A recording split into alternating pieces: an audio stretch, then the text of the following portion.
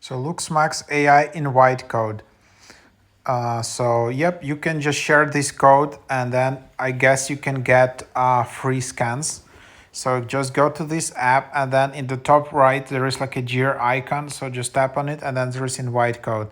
So this is my invite code. So feel free to use it, DSMT1C. Then you can just copy the code and just share it. And then if you got an invite code and then you can just enter it here and tap and then basically redeem it and probably get a free scan. So yep, something around that. Also, you can just share it easily from here. So this is the way. All right. So this way you're not sharing with invite code. You're just sharing the link to the app. So you need to tap invite code from here. So have fun. I think this is a nice alternative to Umax app and you can use this app for free.